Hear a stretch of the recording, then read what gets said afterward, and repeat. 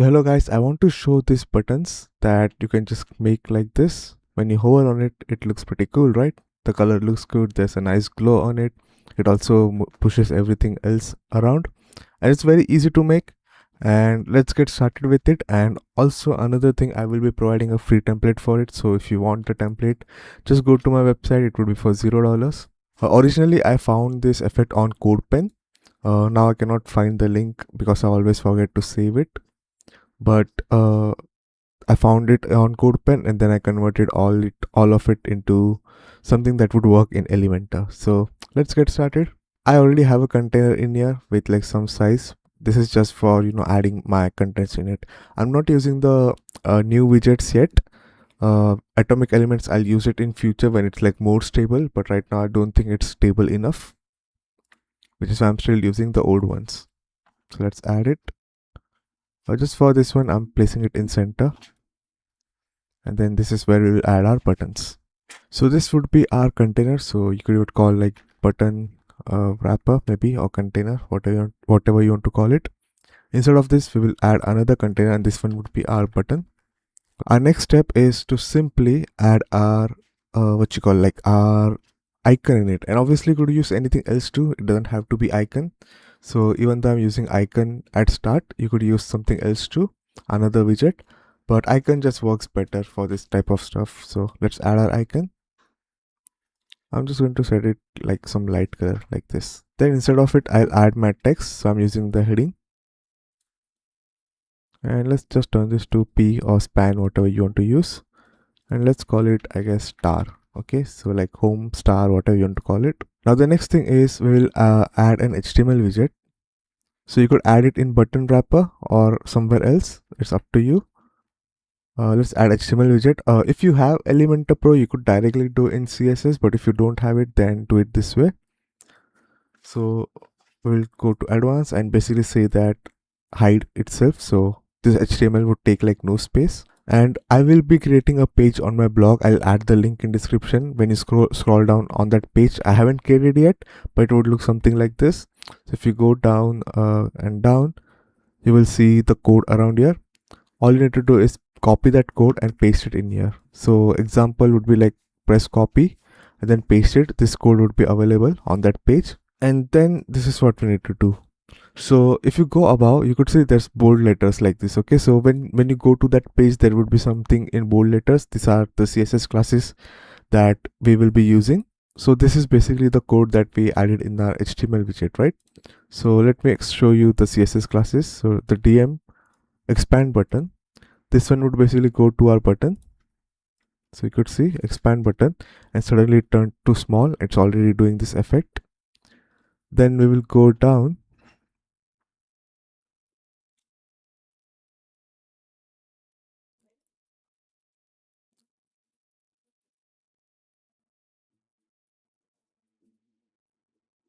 Then there's DM expand button icon. You don't need to check in the code. You would be able to get it every like this here. Then DM expand icon, just copy this. And another thing is, if you are not using this icon, so maybe you don't want to use this icon, you want to use something like a text or anything, just give it the same CSS class, DM expand button icon. Even though it is not an icon, you can still give it the same CSS class. And now it is basically hiding when we hover on it. You could see. Let me make my icon a bit smaller, like 50 or 30. Next is DM button text. This one you guys can already tell it will go to our heading like this. Now I'll also select my button and basically make it be in center, so that it's in center like this. And when you hover on it, you could see it's already doing the expand effect. Okay, let's make our like background a bit grayish like this, so that we can see it much more properly. And again, for some reason, Elementor has like some weird margin for like icons. So I'm just going to do like -8, and you could see it's now perfectly in center. Just play around with it like less or more depending on your icon. But now how do we add the color? Well, if we go down, if we go at the bottom, we have like, you can see DM expand color 1, expand color 2, expand color 3. So let's say if I do color 1, let's copy this and we'll give it to our button again. You see DM expand button. So if I do space, I can give second CSS class, and I gave it DM expand color 1, and you could see it's already doing some effect. Okay. If I do 2, it is now showing the second color. You could see. And also our icon color, our text color should actually be white, so it's easy to see. It would be depending on which color you used. And you could see it's actually expanding on the right side. You could see it's expanding on the right side. And for that, we'll select our button wrapper, and we'll select this pen icon and say fit dash content. And then what this turns is that it turns this container's width to the size of our button, like this. And now you could see it still work. I think you should still set it to center like this, and then it will do. Now if I just duplicate my button like this, let's make our button wrapper be left to right. Let's hide this HTML widget. And if I just go to my second button and I say it to be colored 2, okay, so we got this star and we got this star. Let's see in weirdly this is not getting hidden, even though I've set this to hide everywhere. Maybe in the live page it will get hidden. Let's see. So see, in the live page it's not doing any issues, but if it was doing issue around here, just place it outside this container. Okay, like this. If you have Elementor Pro, you could simply just add the CSS or this whole code in this button wrapper, like this, in the custom CSS, or add it in here. It's up to you, but if you don't have Elementor, just add it in the HTML widget. If you add it in the CSS, like if you go in here and add it in custom CSS, just make sure to remove this style and and this last line. So first line and last line. Now if you look into mobile view, let's say it still works, but if I show you this one in mobile view, you'd say this is how it goes. And the reason for that is because I'm forcing it to be no wrap. If you don't tick this is what happens. Okay, you could see. And again, there are multiple ways that you could fix this, and it's really dependent on on your product or how your project is made. Maybe you can keep it this way, or what is okay with you. So I'm not going to go in much detail, but a quick way is to just do no wrap, and it's like it's forcing it to be in one line. And you could even go in this one to no wrap and maybe place it in center if you want. Now how can we customize it for all the responsive settings and all the colors and the size of this stuff? So let's check the code one by one. It's very easy. So you could see there's gradients that is added around here. If you go to this site cssgradient.io, you can actually create your own gradient, and then basically just copy this much, like linear gradient, copy and add it in here like this way if you want to replace any one of them.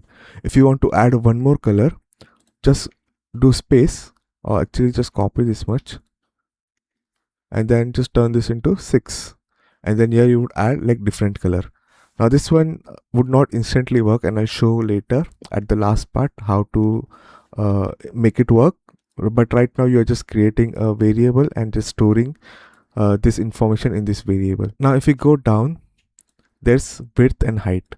So you can already tell where I'm using the width and height. It's this one, it's 75 by 75 pixel. So 75 and 75 height. So you could tell 75 height and 75 this one. So if you want different size, just change it. Then we have border radius, which basically turns it into a circle. So if you remove the border radius, it's a square. It's what you call like a square right now, and you need to change it everywhere. So I'll explain. Then we have background white. So by default we are setting it to have a background color of white. So you could see we have white color background. Then this is transition width, so it takes 0.5 seconds to expand. Then we have box shadow, which is very light shadow of black color. So I don't know if you can see it, but there's a very blurry shadow around here. Cursor pointer is basically our mouse turning into this hand icon. Then we have tablet. So you could say, what do we have in tablet? It's just size, because rest of is probably going to be same. So the width for tablet is 50 pixels, and for mobile it is also 50 pixels. So if you want different size, change around here in the tablet section, for mobile around here.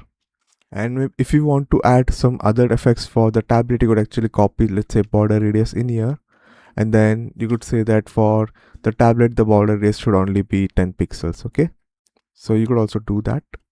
So let's keep this simple. Then we have the hover gradient. This one is the gradient that shows when you hover on it. So this one is basically like you could think of it as the same container added on top of it. It's very hard to explain pseudo elements. These are called pseudo elements. I don't know if I could quickly show you, but you could see that there's one more element created here called after. There's also before, and it's the same container added in here. Okay, so you could think of it as one extra container added on top of it, and that one is given the color whichever is our gradient color. And by default I am setting it to be 0 opacity because it's like hidden completely, and then it takes 0.5 seconds to get fade in. So when I hover on it, it fades in this gradient color in 0.5 seconds. Then we have hover glow. This is also the same stuff, but except we are doing a blur on it.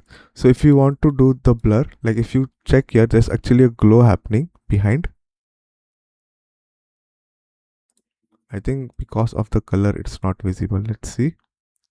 Yeah, because of the color it's not getting visible. So if we add the color like this, then we will also need to give our button wrapper, I guess, more. Yeah, there we go. So make sure your Z index is more if you want to give color in the background. And what this basically does is that you would see there's a glow at the same colored glow, like the same graded colored glow, like there's pink in here and there's purple around here. So what I'm simply doing is I'm creating this gradient again, but we are just blurring it and placing it behind our button. So if you want more blur, you could increase it. If you want less blur, you could decrease it. And same border radius. This border radius needs to be same so that it looks consistent for all three parts. Then again, the transition. So basically when we hover on it, it takes 0.5 seconds to get visible, like around here.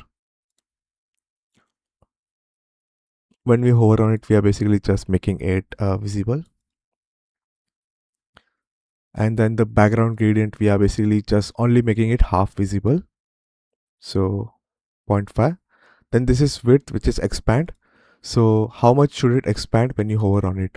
So right now we are turning it into 200 pixels. So it will go from 75 pixel width to 200 pixel width. You could even see.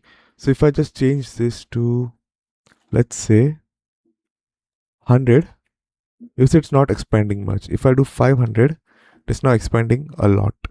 So that's basically where you could change the size based on your hover. And then we have box shadow. I'm basically making the box shadow be hidden completely. So this black color shadow, I'm just making it hidden when I hover on it. This is the same stuff, but this is for, tablet. So for tablet it will be 150 and for mobile it will be 100 pixels when you touch on it. Then we have icon. Basically we are making it hidden by default. Then we have text, which is also we are making it hidden by default. And also we have given it position absolute and placing it in center of the button. So it's same as going into this heading and giving it position absolute, and then I did some basic like a center, what you call it, to do. When you use position absolute, you can actually place it in center by doing left 50, top 50, and then translate. And I'm also making it be 0 scale. So you could see when I hover on it, it actually shows up by scaling in. So it looks a bit more consistent. And then this is like, it takes 0.5 seconds and 0.5 seconds to scale up, 0.5 seconds to get visible. So wherever there are 0.5 seconds, if you want to increase or decrease, you need to make sure everywhere you change it in the transition. This one is basically when you hover on it, we basically make it full size. So it goes from 0 size to 1 size. And then this is where the colors are. So remember when we did DM color 6, what you need to do is you need to go to the bottom. Let's copy this much. And here you will turn to 6, like 6, and here you will turn to 6. Now all you need to do is whichever one you want it to have, sixth one, you will basically say DM color 6, and it will automatically start using whatever you have added around here. So the way you add the color is simply just adding it around here, like creating a duplicate and saving 7, and then also creating a duplicate in here with 7. Okay, so turning this 7 and turning this 7. Mostly the common customization is the color one, the width one, and the size one. So that's all 3 main customization, and rest of it is just extra if you want to do it or not. So thanks for watching. Hope you enjoyed, and goodbye.